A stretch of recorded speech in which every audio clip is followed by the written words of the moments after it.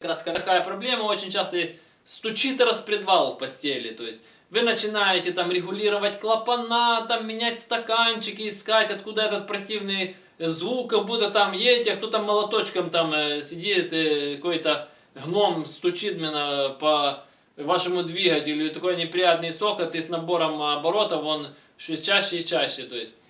И вы ездите к регулировщикам клапанов, он там колдует шайбами, что-то меняет, но проблема не уходит. Это значит, что у вас разбита постель распредвала. Почему она разбивается? Из-за основные причины это из-за того, что используете плохое масло, вы меняете не вовремя масло. Может, вы и меняете, и вовремя, и хорошо заливаете. Ну, если вы машину покупали не новую, вы не знаете, что было до вас. То есть, как там ездили, как эксплуатировали. Что происходит? Постель распредвала, будем так сказать, является крайней точкой в масляной системе. Ну, образно, грубо говоря. Потому что масляный насос находится снизу. Пока он прокачивает через блок масла, пока его закачивает в головку, потом через масляные каналы головки на распредвал. И уже с постели распредвала, грубо говоря, в обратном порядке. И очень часто вы видите, вроде давление масла у вас нормально. И еще такая распространенная проблема тоже убивается после распредвала, когда у вас, допустим, масляный насос устает. Или, допустим, у вас двигатель уже там, вкладыши были подуставшие, вы ездили, и вы себе сделали капиталку, там шлифанули коленвал, вы шлифанули поставили новые вкладыши, все, сделали капиталочку, а про голову, что вы не подумали, что не только вкладыши изнашиваются, но и постель в распредвале, которая, грубо говоря, там нет никаких вкладышей, там просто тупо алюминий, об который трется стальной распредвал, и, соответственно, при этом он крайняя точка, и, соответственно, давление до него доходит в последнюю очередь. И то, что вы, во-первых, видите, датчик находится чуть, будем так говорить, тоже он в головке, но все равно еще после него только идут уже масляные каналы, которые подают на распредвал.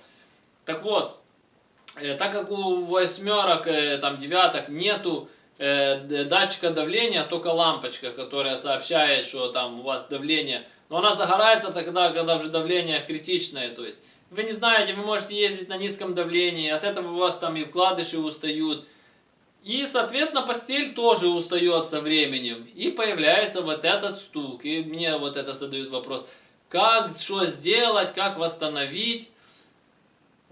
Начнем с конца. Никак. Почему никак? Потому что я всегда всем рекомендую лучше в таком случае искать другую головку блока. Постель распредвала можно восстановить. Но, во-первых, это еще надо поискать мастеров с правильными станками. Потому что по-нормальному это делается так. Фрезеруется плоскость верхних крышек. Соответственно, для того, чтобы крышки подсели ниже. И потом на специальном станке прогоняется фреза.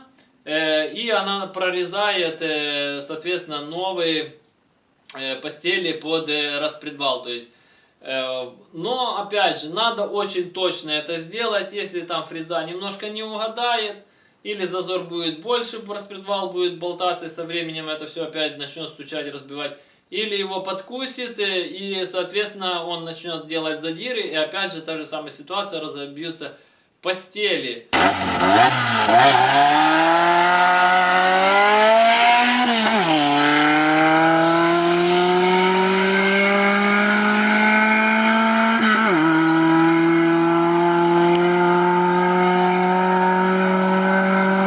Многие там, так сказать, умники берут просто верхние крышки, там на наждачке, там на шлифовальном камне, сточил и типа прижал распредвал, и типа я решил эту проблему.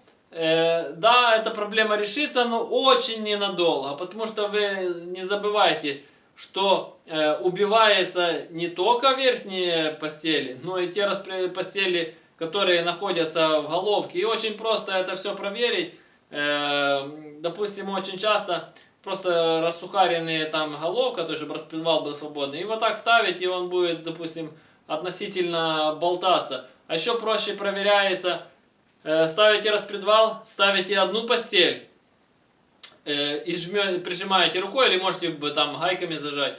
И за вторую сторону вот так его. Если он болтается, соответственно, там уже постель разбита. И потом в обратном порядке. Эту сняли, эту поставили. И вот так проверяете. То есть от того, что вы там прижмете, да, он закусится немного, то есть ему станет туже. Но он потом опять, так как на нижней части, он будет как на качелях. И он разобьет потом в итоге опять верхние части. Многие тоже думают, пошел в магазин, купил новые верхние постели. И думает, решил эту проблему. То же самое. Толку от того, что верхние новые, типа, а старые убиты, это все разобьется.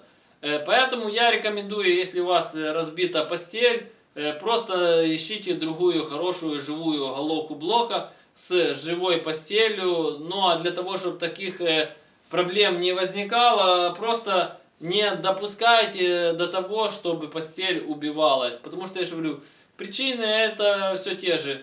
Масло, давление, и катаетесь на убитых двигателях до последнего, потом капиталите низ, а потом вспоминаете, что голова застучала. То есть, ну и так же само сам распредвал, то есть нужно смотреть на его состояние. Если была убитая постель, соответственно, она даст износ и на шейке распредвала. Поэтому, если вы нашли другую голову, посмотрите, во-первых, на состояние распредвала, не только постелей. Должны быть живые и постели, и должен быть живой распредвал. Вот так же само простым способом это проверяется, чтобы оно не болталось.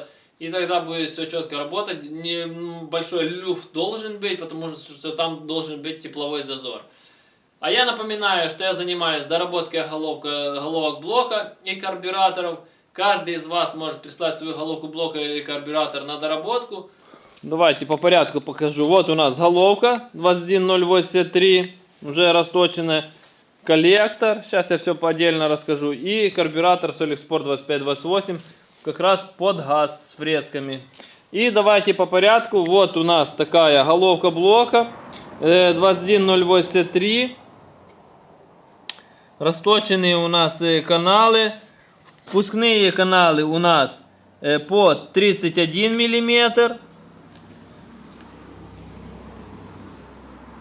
Выпускные у нас по 29 мм. По всей длине.